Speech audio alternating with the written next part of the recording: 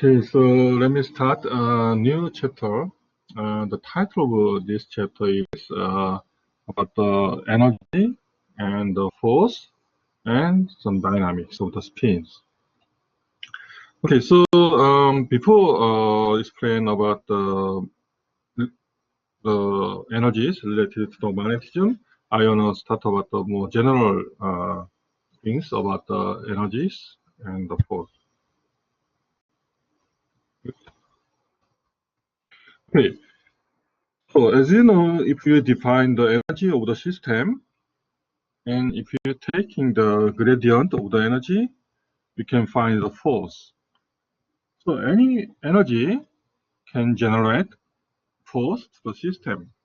So because of the force, if we have a force, we have a acceleration, which one is related to the existing force, and which one is also related to the energy. So if you define the energy of the system, we can find the force of the system. And the important thing is, in an equilibrium state, the force is zero. The acting force is zero. So that means the derivative or the gradient of the energy is zero. So at the equilibrium, the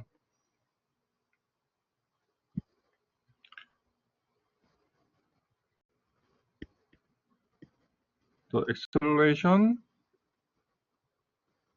or the force is zero. So it doesn't mean V is zero. Yeah. In physics, when you're talking about the equilibrium, we are talking about the zero acceleration, not the zero velocity. Okay. So in a stable point means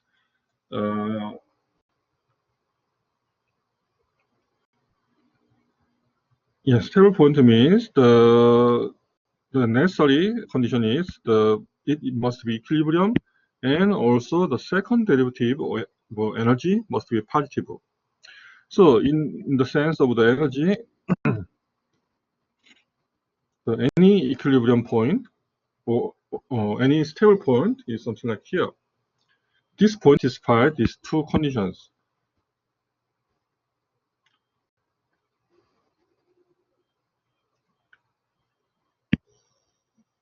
Sorry.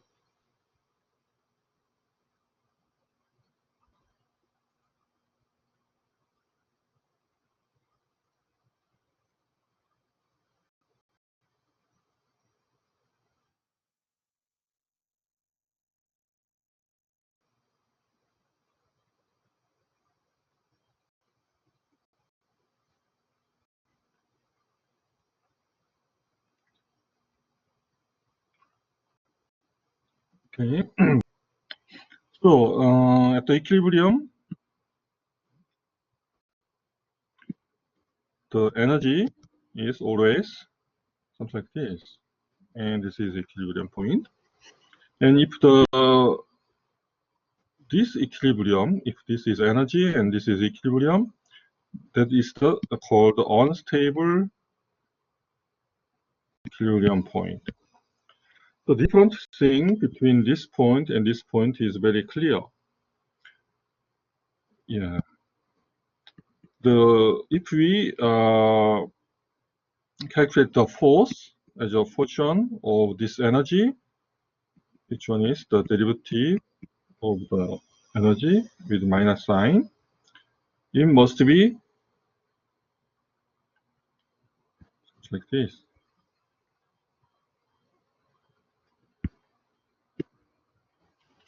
So that means if we add some perturbation of the object in this point to this direction, the acting force is this direction. So they want to come back again to the equilibrium point. And if we give a force to this direction, they want to back this point again. But in this unstable point, if we give just a small force, the force is this form. So if we give just a small force, there is an additional force to this direction, so they are going to lower energy point.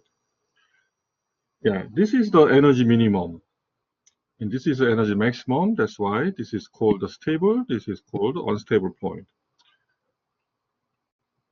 And as you know, in nature, our universe is a very stable point. If it is unstable point, they want to go to the low energy, and everything must be unstable. So when we describe the physics of any system in a nature, we are very interesting in a stable point. We are not interested in this point because there is no or very small possibility the system will be here.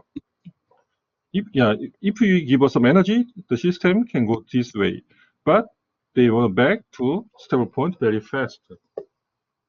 So most observed phenomena is around the stable point.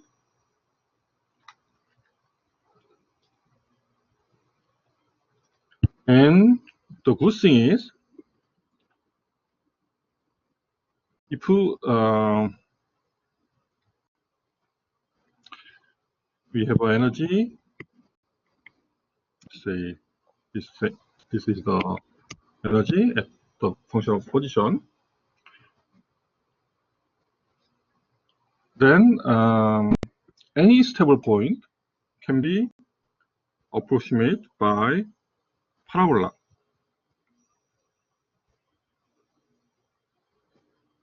like this. Yeah, because we are only interested in this stable point, this parabola approximation is usually very good. So let's think about the series of the energy around the equilibrium point. Let's say this x0 is equilibrium, the stable point. So if we take in the Taylor series, we can obtain this kind of series. But please remember that we are talking about the equilibrium and the stable point. So this term must be 0. And this term is a constant for given x0. So those terms are leading term of the energy.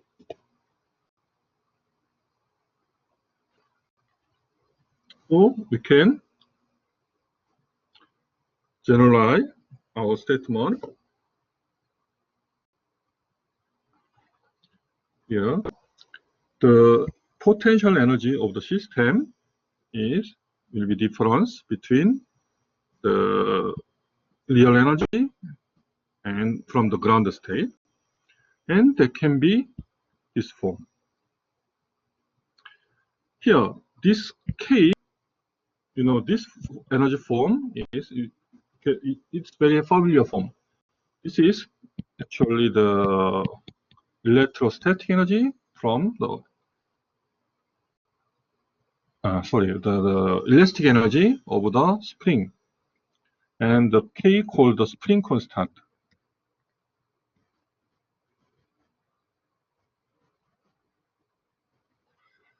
And here, the K can be obtained by the second derivative of the energy. Here, the second derivative mean is we have this parabola approximation. In other words, this is called the curvature. Actually, the inverse of the curvature. The curvature means if you make a circle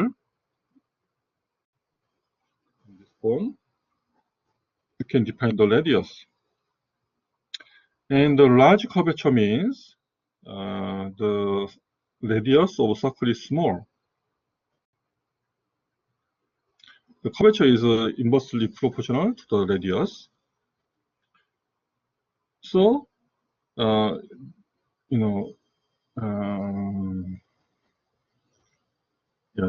this case, K is small, K is small and R is large.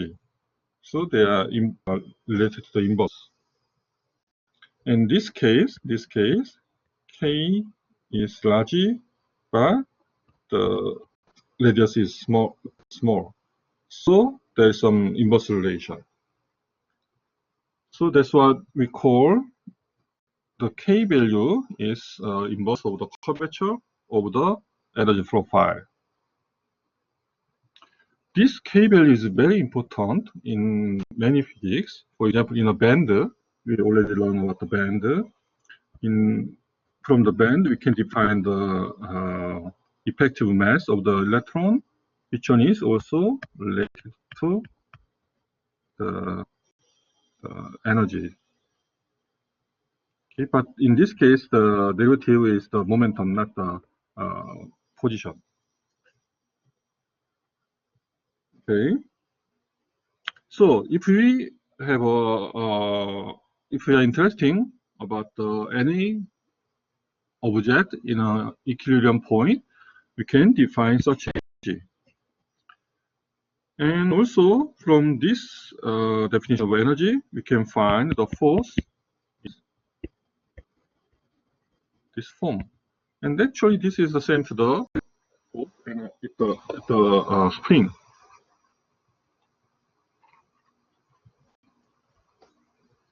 And also, we can set the Newton equation, and we can obtain the solution of this system. And it should be the linear combination of the sine, cosine, or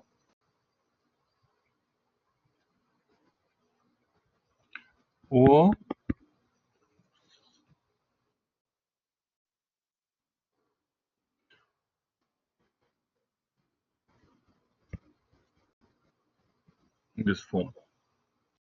And also, we can find the frequency of the system, which is defined by root k over m. Here, the important thing is here k came from the system energy, right? And this m is the inertia of the system. So the numerator is always came from the elastic property.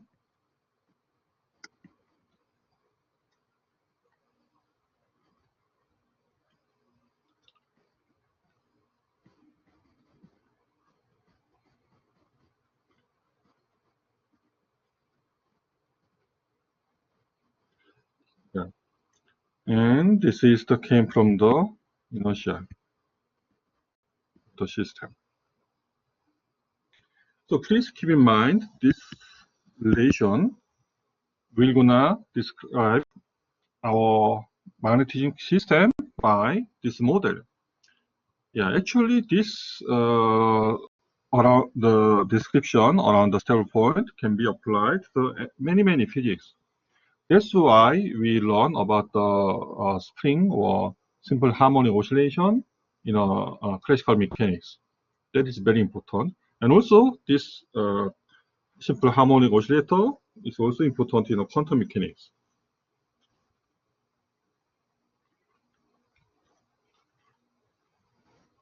Yeah, so the understanding of a simple harmonic oscillator is very important to understand many physics, not only the spin dynamics or electric motion in a conduction band. Okay, so I hope every student are already familiar with this simple harmonic oscillator. If you have any question about this simple harmonic oscillator,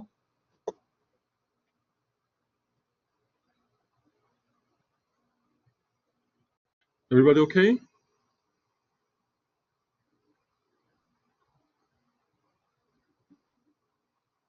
Okay. Okay, so let's go to the energy related to magnetism. Actually, in our last class, we learned about the exchange energy.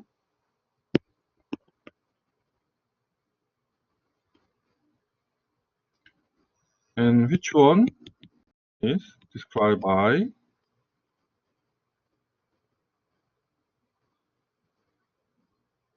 simple energy product, inner product between two spins.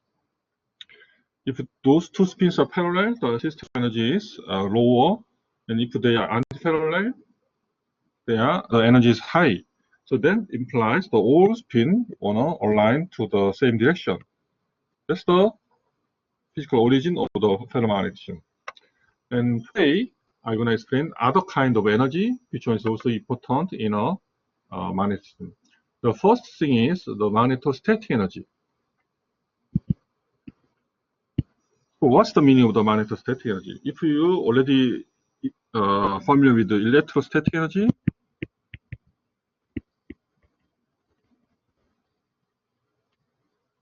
actually they are almost same.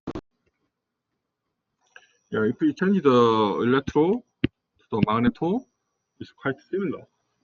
But in a magnetism, those magnetostatic energy plays very important role in many phenomena, and also it's many students feel very difficulties to understand the magnetostatic energy. Okay, so in order to understand the magnetostatic energy, you should understand about the demagnetization energy, or the other word is shear magnetostatic energy.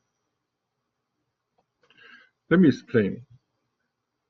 Okay, if we have a magnetic field in a vacuum or in a material, we have a energy density of the system. And a given point, if we have a H field, and the energy per volume or energy density is half mu H square. And if you take the volume integral, you can obtain the system energy for the magnetic field. And the important thing is this part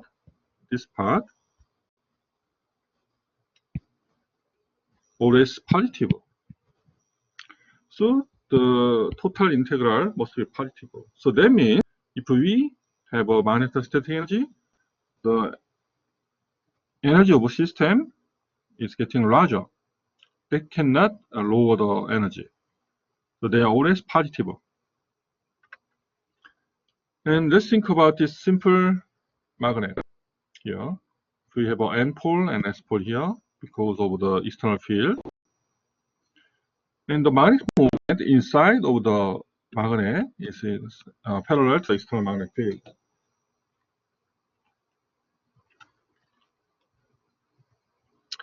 But in the inside of the magnet, you can imagine there are many small magnets in this form.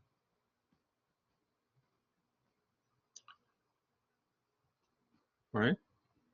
So in this case, those pairs can be cancelled out.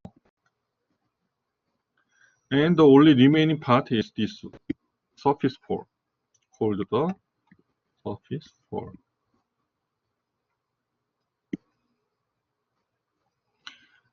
And as a result of this surface pole, we have a field in the opposite direction to the external field. That's what we call demagnetization field.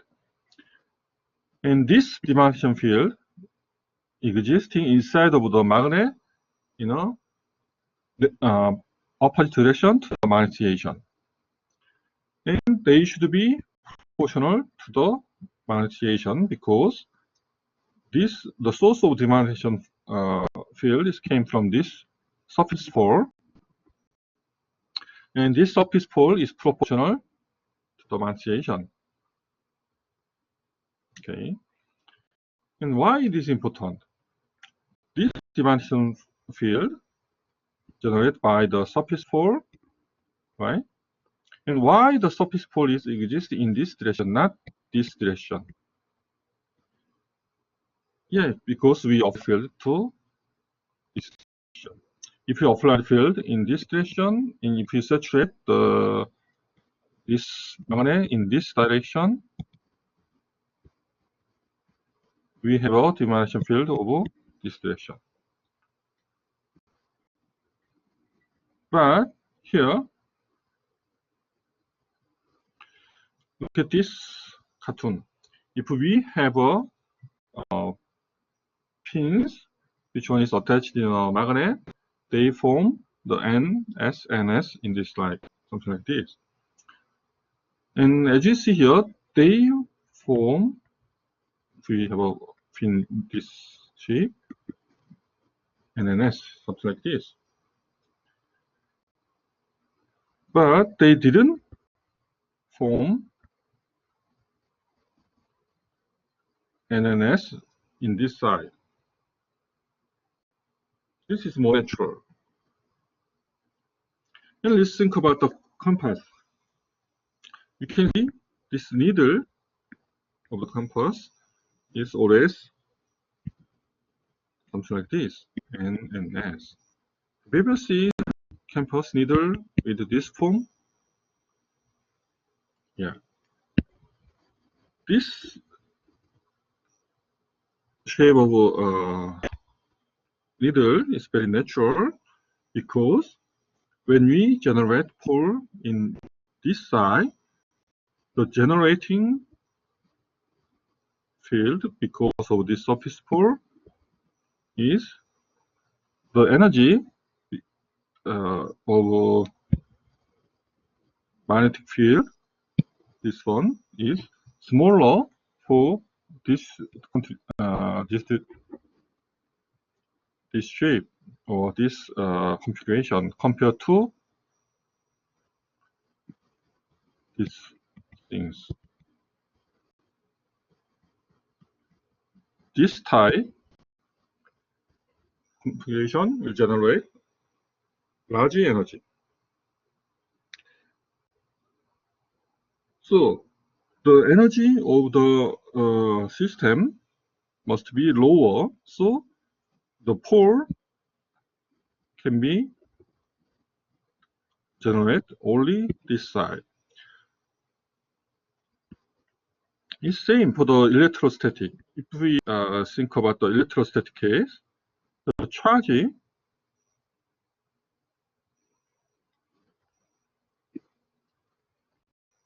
is confined in a such tip of the sharp tip of the metal.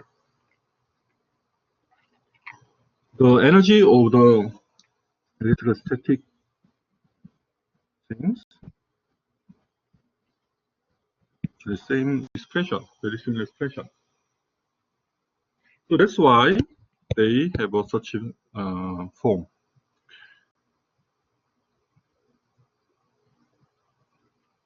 Okay, and that is the why we call this is the shape anisotropy. Shape anisotropy means if we have some magnetic element, let's say simple cylinder, the pole is formed here. This is compared to this form. The energy of the system in the left-hand side is lower. So they preferred this alignment. That's what is called anisotropy. The system energy for this direction and this direction are not the same. And this anisotropy is determined by the shape of the object. That's why we call it the shape anisotropy. And the reason of the shape anisotropy is from dipole interaction of those poles. And also, in other words, because of the demagnetization energy. So those energy are sometimes confusing. We can use either way. Sometimes we call demagnetization energy or shape anisotropy energy. Many times they are same meaning, but sometimes they are a little bit different. But so you should remember the definition of each word. Okay. So let's just take a look the similar case. elastic energy of the spring, we already talking about that. The elastic potential energy can be described by this form, the square of the displacement and the spring constant. And electrostatic energy, if we think about the capacitor connected by the voltage V, and if we have a charging Q in one side, the plus Q, and the other side the minus Q. And the capacitance of this capacitor is defined by charged the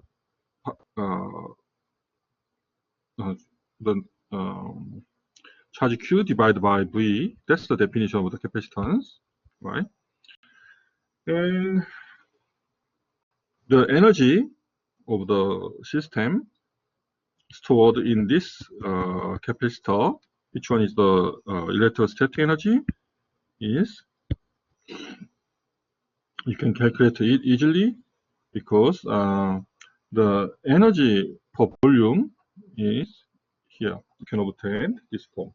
This is somewhat similar to plastic, the elastic potential energy. Okay.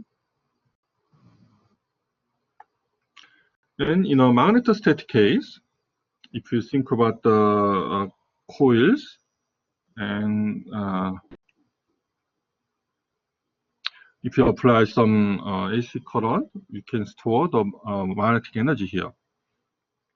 And the electric motive force, because of the change of the magnetic field, we can describe by the Faraday's law here. And the power of this system at given time, we can the multiplication by current and the voltage.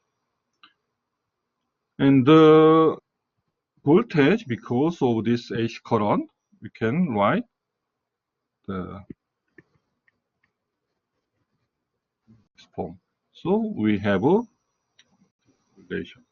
So the energy stored in a system, we can take in the integral for the time, and you can obtain these integrals. And if you insert to here, you can obtain this form. Yeah, they are also very similar. And the energy density of this solenoid, we can easily obtain this form. Okay, I'm gonna give a homework for the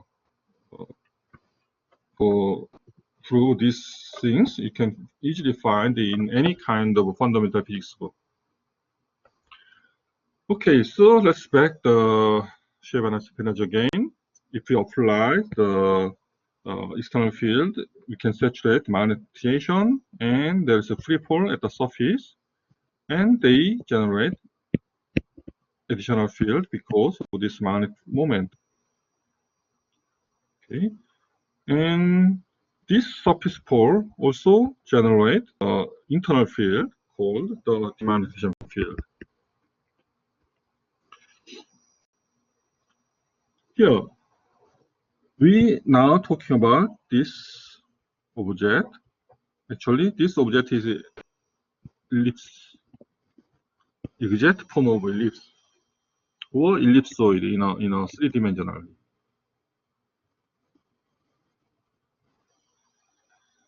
So if we talk about the ellipse or ellipsoid, the good thing is the HD is exactly parallel to the magnetization, actually the opposite. Yeah, here this line represents the Dirac field. Yeah, I call this is a Dirac field. And there is no distortion. They're exactly parallel to the external field. It is true for only the ellipse or ellipsoid. If we have a such kind of a rectangle, we have a surface pole here. But in this case, the Dirac field inside of this rectangle, we have a quite parallel to the magnetization in the center part. But at the edge, they have a such kind of a bending. not exactly parallel to the margination. We have a margination in this direction.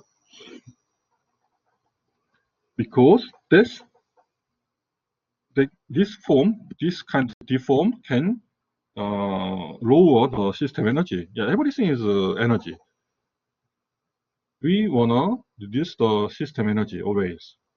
So you can see this kind of bending in some usual shape, but not that happens in an ellipsoid. Yeah, the mathematics related to this one requires a lot of complicated integrals. So yeah, I'll suggest to try to find those derivative, but it's quite difficult. So just to remember that the H field is antiparallel to margination. That is true for only the ellipse or ellipsoid, but not true for the other shapes. But it is quite good approximation in many cases. If we have a very long rod, for example, long rod, we can take the approximation, very long ellipsoid for this one. So we can find the Dirac field of this ellipsoid, and you can use for the rod. And many times we are play with the very thin films, right? In this case, you can approximate. This is a kind of disc, or this thin film can be approximated by very flat ellipsoid. Yeah, it's not easy to draw in, but you can imagine. So then we can apply this equation again. So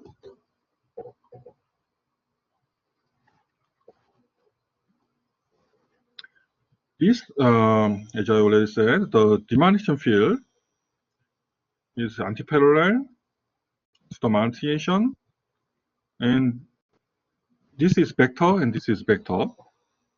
So we need a tensor to describe this relation. And this tensor, what we call the demarcation vector or tensor.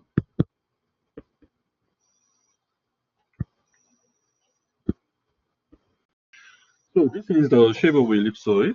You can take the approximation for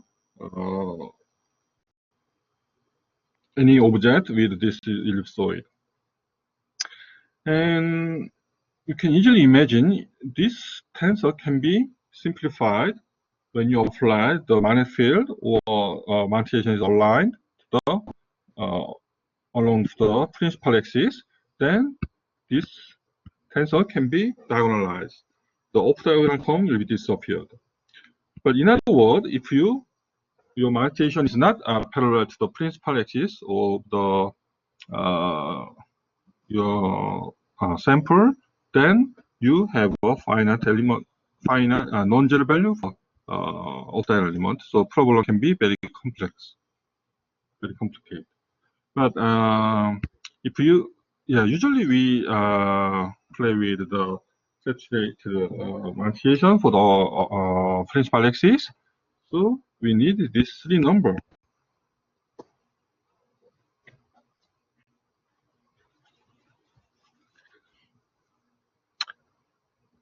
So that means, and also we have a very simple relation with these three numbers. When we add up these three numbers together, they must be 1.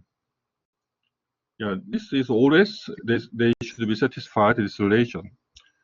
Sometimes, this is for the SI unit. But if we are talking about the CGS unit, we obtain the 4 phi instead of the 1. So when we are talking about the diminishing field, in the CGS unit, we always have something pi. But when we are talking about the SI unit, we have just 1. So you can easily find your unit is SI unit or CGS unit I take a look the demarcation field or demarcation energy. Actually, it's a very simple example using this relation. Let's think about these films. Here, the film means they have a finite thickness, but the infinitely large for the XY direction.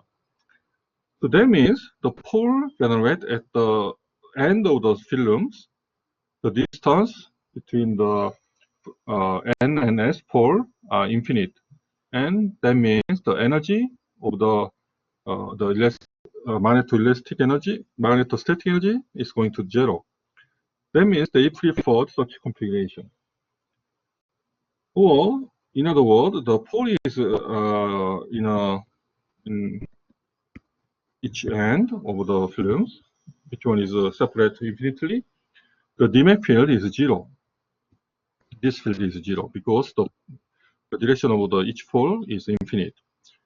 So that means the HD x component must be 0 and HD y component must be 0. So that implies HG must be 1. So in other words, if we have a films with a thickness D, which is much smaller than length of the XY, then if we have a pole, office pole in this direction, the internal magnetization is this direction, but the Dirac field is actually exactly the same, with the same magnitude with the minus direction in this form. Okay. And this is the G direction.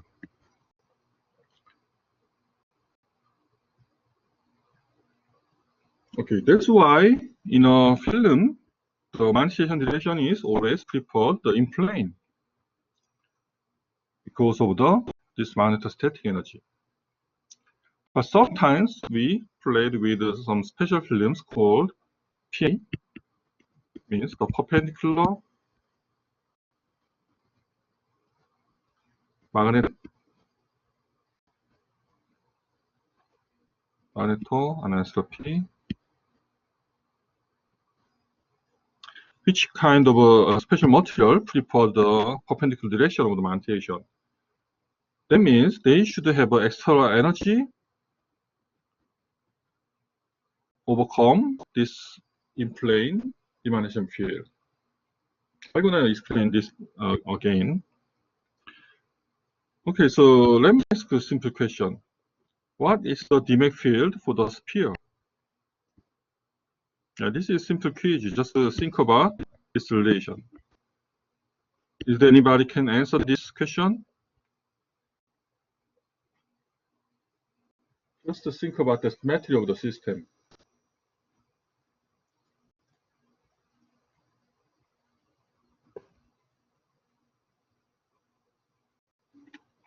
Good. Yeah. Taeyong give a correct answer. It must be same for the nx, ny, and g because of the symmetry. So they should be over 3. Good. Okay. So the Dirac field of the such object sphere is 103, and the film is a 1 for the g direction. That's the very important thing. So please remember that. Okay. So let me summarize. The diminution coefficient, let's call nx, ny, and g. You know this one, you can obtain the Dirac field. So it depends on the shape of the samples. So many times we call this the demand tension energy or shear balance energy, dipole energy. Yeah, many people are using that terminology by without any difference, but the determining is not exactly the same. So sometimes uh, we have to care about taking the terminology. Okay, so yeah, in many magnetic device is formed the thin films. So the dimming energy is always plays important role, and which one is uh,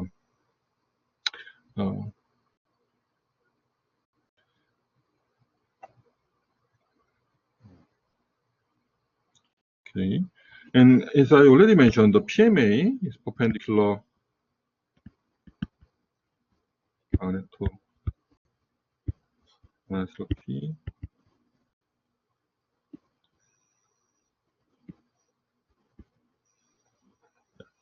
This to form the perpendicular magnetation to the filament, we need extra energy to overcome this shape isotope energy. So this perpendicular magnetic anisotropy, this is a kind of energy. So they should be larger than the shape isotope energy. And the shape isotope energy of the thin film is here. Yeah, if we talk about the energy, it should be this integral. And we already know the Dmang energy. Dmang energy is given by this form. Here is minus sign. Okay. So if we're talking about the thin films, the Ng is 1. And if we're talking about the energy density for volume, we can obtain this result. Okay.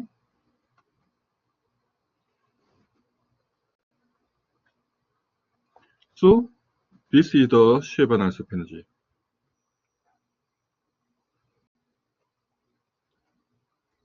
And the total energy of the system must be sum of the, sorry,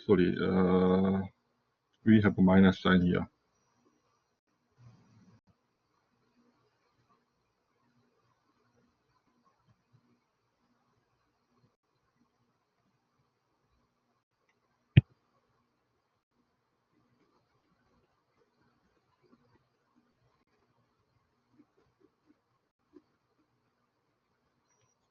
Okay. So when the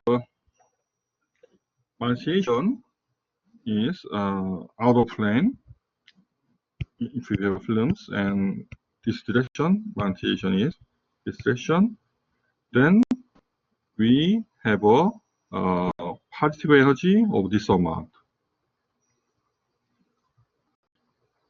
And the Ku is, we're gonna learn about, this is called anisotropic energy.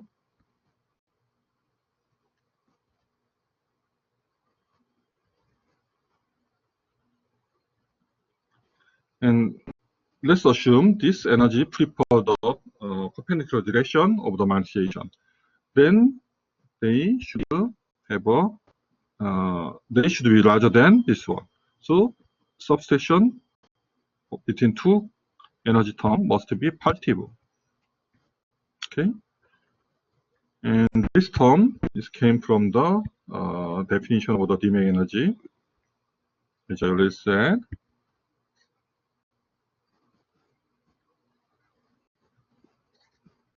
This integral.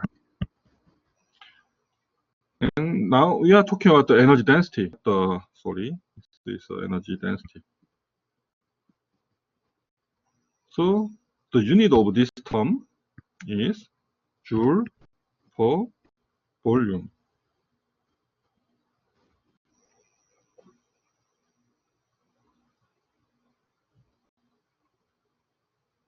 Okay. So let's review the various density for many cases. The electrostatic energy density, we have this form. Magnetostatic energy, we have this form. And elastic energy, this is not energy density, this is the unit of joule. But this is the unit of joule per volume. So don't confuse energy and energy density.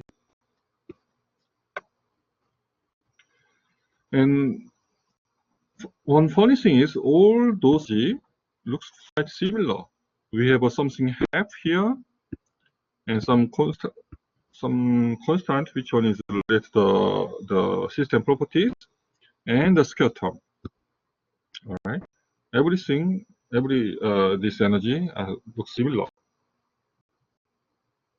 So it's not difficult to remember this one. That is the important for us, most important thing. Or sometimes it can be this form.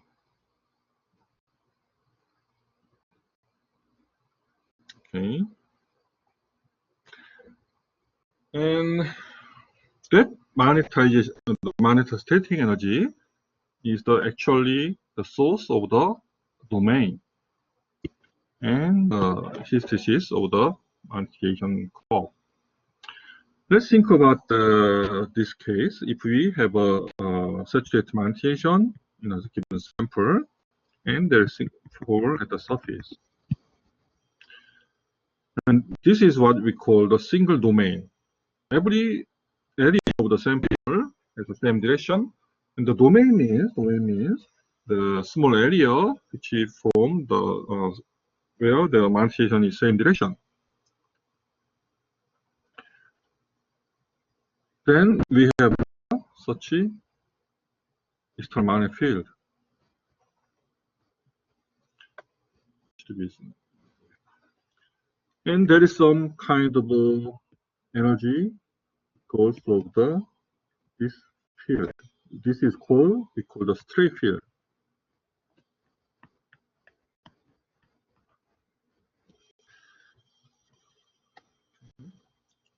And let's think about this case, the next case.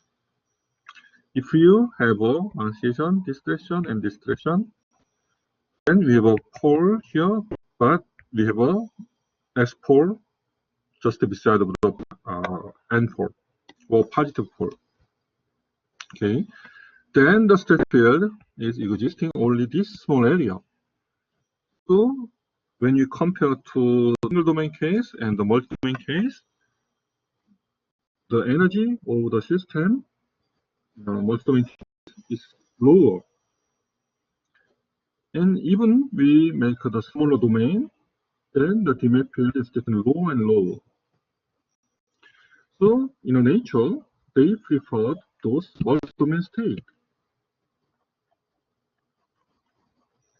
So when you're taking the bulk magnetic material, for example, just pins or clips, they are made by iron, they should be magnet. But usually they didn't generate any field because inside of these small metallic pins or the clips, they form such kind of many small domains, and the field generated by each domain will be cancelled out. Yeah, they cancelled out. So the outside, there is no stray field. So that's why we didn't say this magnet.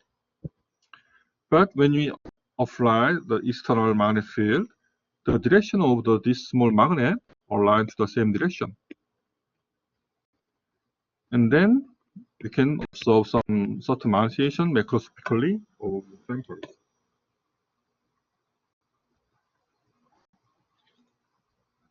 Okay, here is simple. The magnetostatic energy won't generate multi-domain because the energy is small. But if we apply external magnetic field, then we have a demand energy. So they prefer the parallelization to the external field, so they can make the single domain. So that's why we have such curve that's called the hysteresis curve.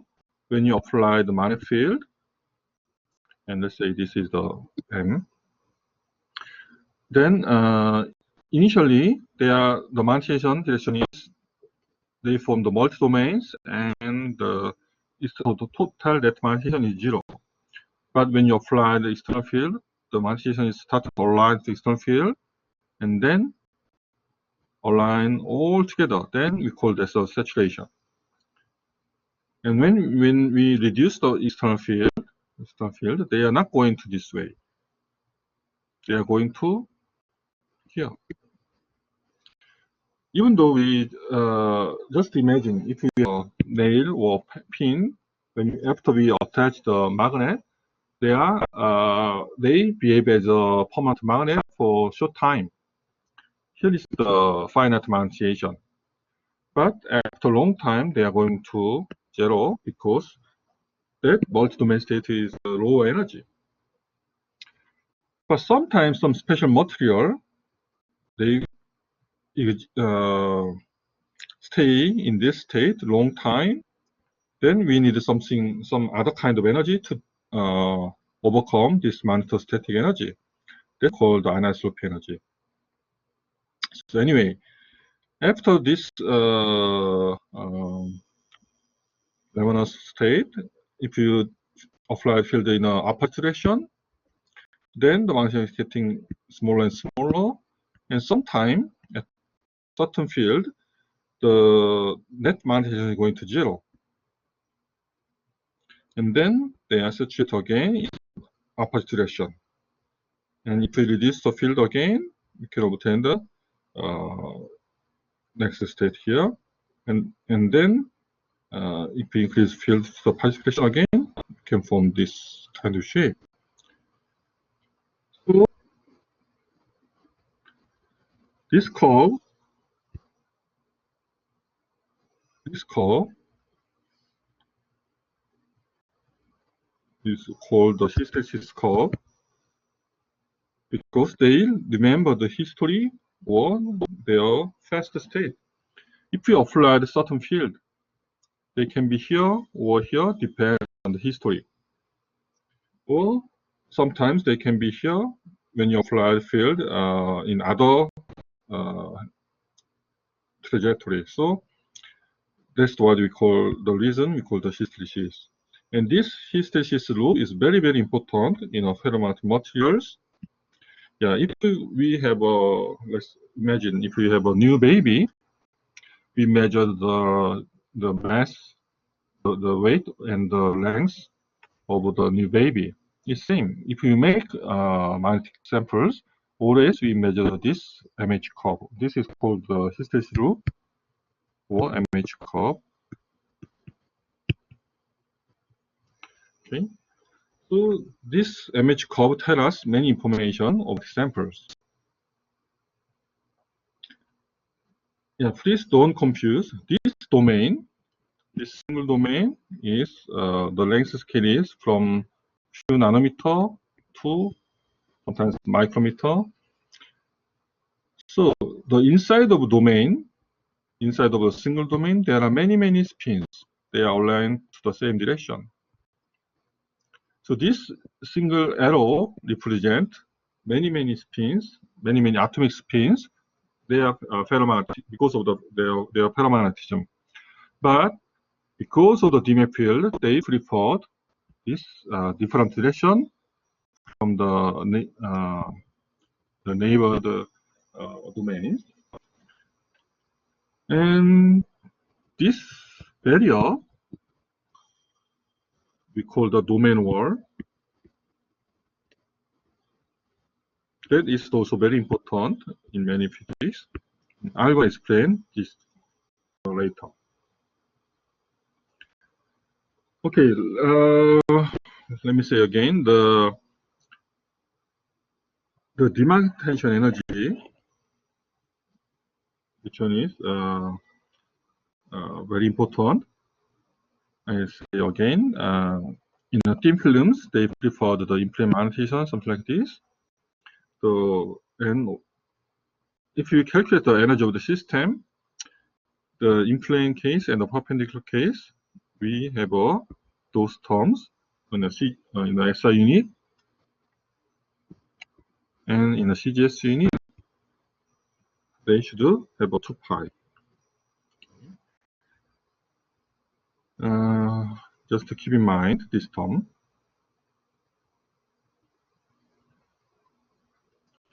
Okay, so before going to next session, do you have any question?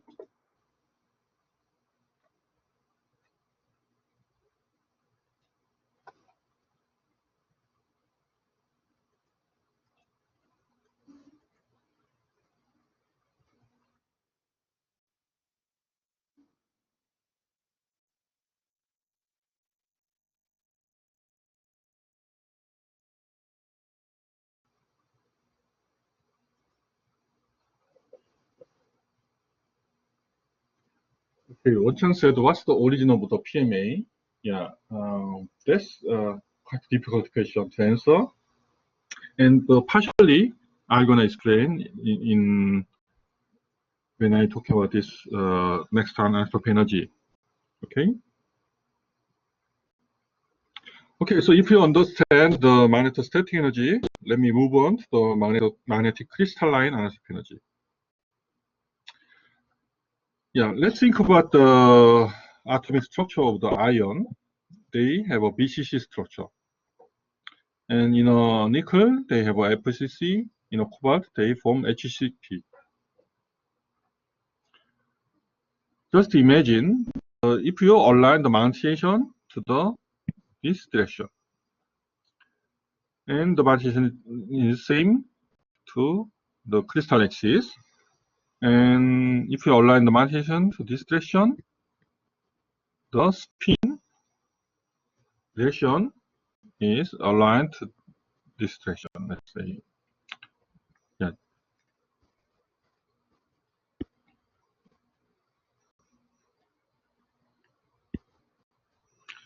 So when the spin is aligned in this direction and this direction, there's no reason the energy are same, right? The system energy for this direction and this direction can be different because those crystal structure.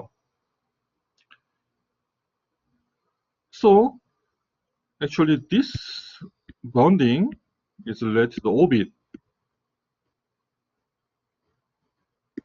of the crystal, and the spin direction can be channeled.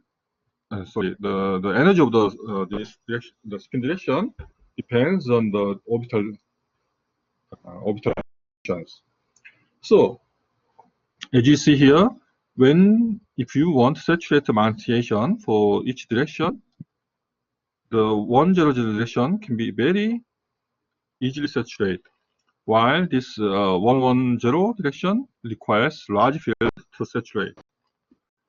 So that's why we call is the easy axis.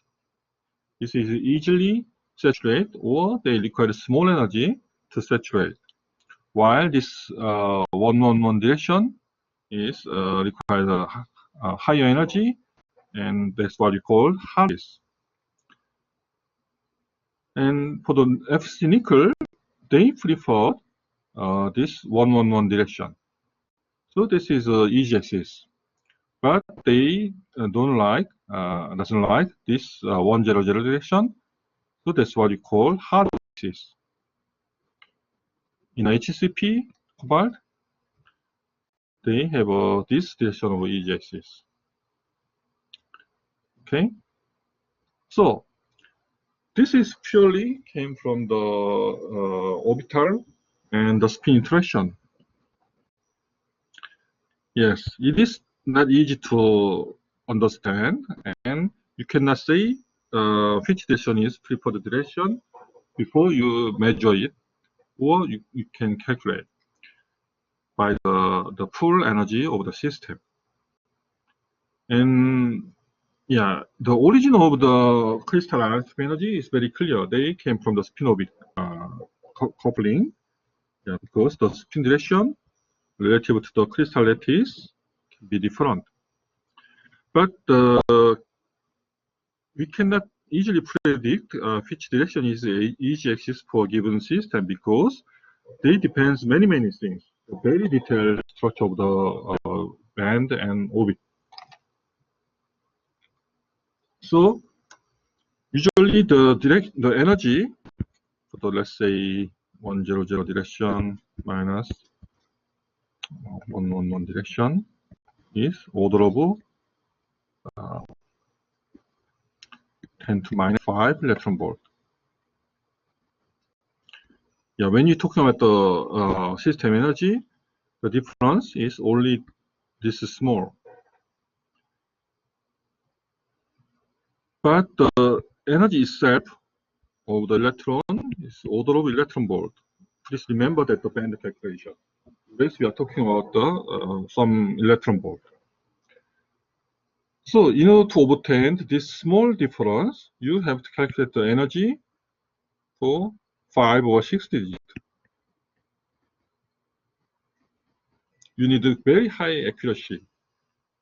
So if you make a small error in a calculation, or if you take some approximation, such a small difference easily can obtain. So the small error. So the calculation of the anisotropic is quite difficult task in even the modern band calculation technology. But experimentally, you can easily find which direction is easy. So the crystalline structure can make the anisotropic energy. Yeah, the anisotropic energy means if the energy of the system can be changed, it depends on the direction. That's the what. Even though the reason is different, we call that's the anisotropic energy. And we already learned about the shape anisotropic energy, which one it came from the shape of the samples, and the second one is crystalline anisotropic energy, which one is came from the crystal structure of the materials. This shape anisotropic is a kind of macroscopic origin, but the crystalline anisotropic energy is came from the atomic origin. But both two anisotropic energy is plays very important role. So in many cases, FCC and HCP case, usually they prefer a single axis. That's called uniaxial. So that means if you have energy of this direction and this direction are same. So this is what we call the uniaxial. Sorry, this is not the case. This case. This is the EG axis, and this is the EG axis. But in a cubic case, like a BCC, this can be EG axis, and this can be EG axis. This can be EG axis.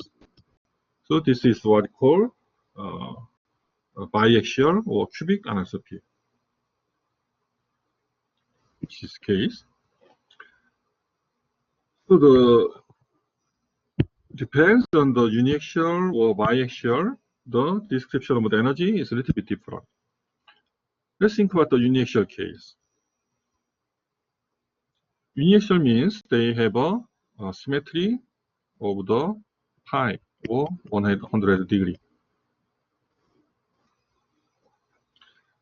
If you write down the energy as the angle of the manipulation, they should have a symmetry. This point, energy must be same. So the easiest or the simplest description of this energy form is cosine square or sine square. Right? Yeah, if you have you may have an extra term of higher order called power 4 for the cosine or sine. Sometimes we can think about this energy or the higher order energy, but many times we don't need this. This simple sine or cosine expression is good enough.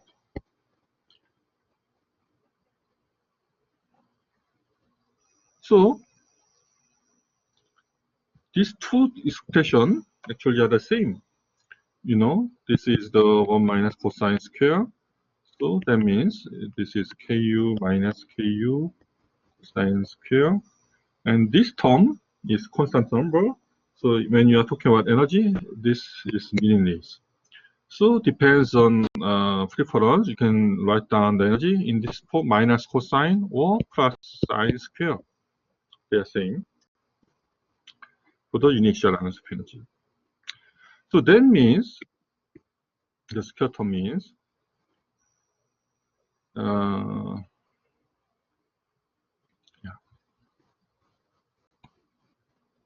energy of the system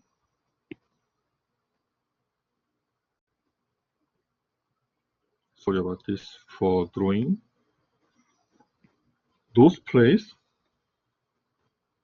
has the lowest energy, and the e-axis of the system is set as 0. And the high energy, we can obtain the theta is pi over 2 is hard axis.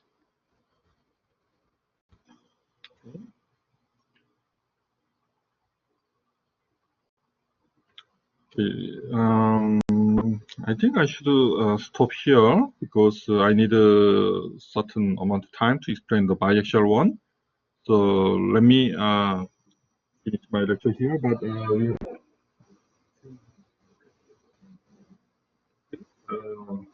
ask any questions about this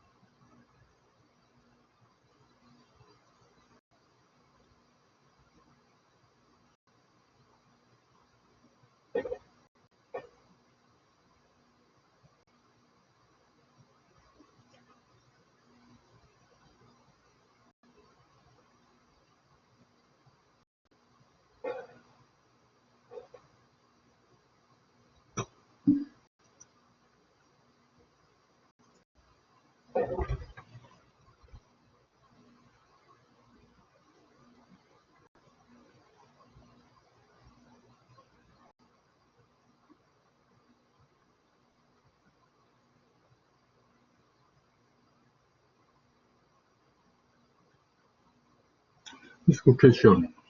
You know, yeah, if we're talking about the films, so,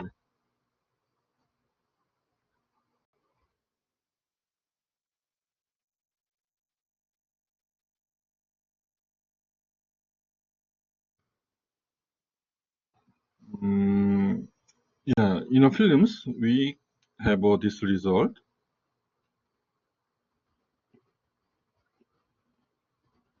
But let's think about some wire. And wire case. If the length is Lx, this is Ly, Lg. And usually Lg is order of 1 nanometer. And Ly is, let's say, 100 nanometer. Or maybe it can be micrometer. And Lg is much larger, like, let's say, 100 micrometer something. And in this case, we can say Lg is approximate 1. And Ly must be much smaller, and I'm sorry, Ng, Y, and X. And Nx is almost 0. And Ny has a, in reality, it's not really exactly 0, but very, very small, so you can ignore it. And Ny, we have a non-zero value, but still very small, but they should satisfy this relation. So if you have a finite ny, you have a little bit the ng must be a little bit smaller than 1. So in order to calculate ny, we need a lot of mathematics. There is some known formula for this case ny, and this value usually very small, but there is some expression. Now I cannot say, but I can tell you after this class. We need to find some paper. Okay. But many times this is the zero and y value is good approximation. But sometimes, like the domain or motion things, this value must be non-zero, and they play a very important role.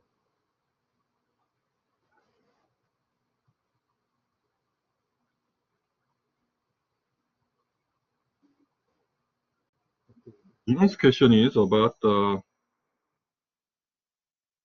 why the domain has some finite size.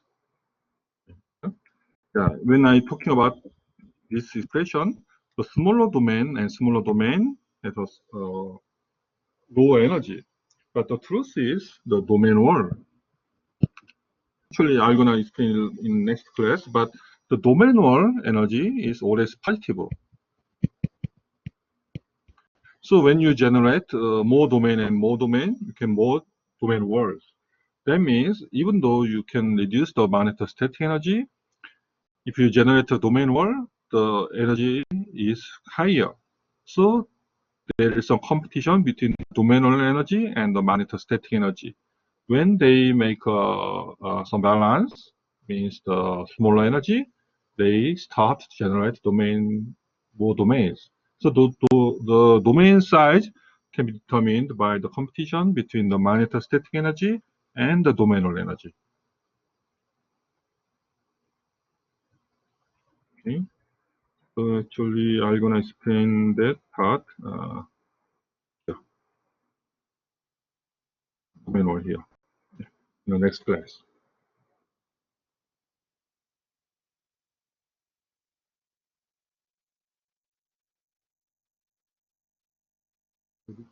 One more question, please.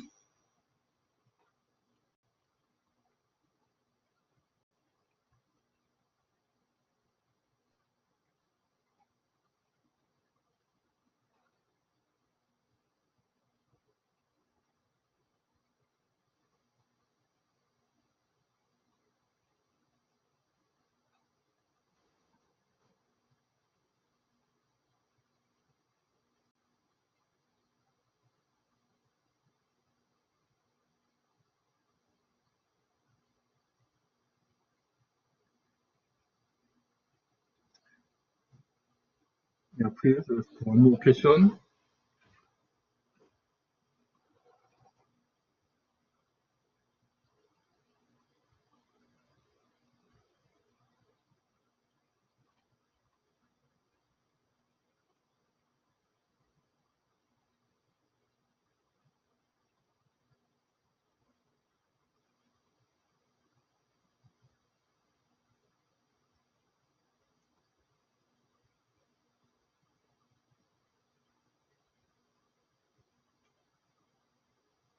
Okay, then if there's no more question, let me finish this lecture here.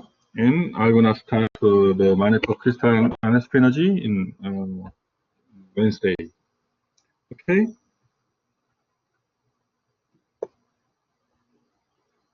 Okay, then see you Wednesday. Bye.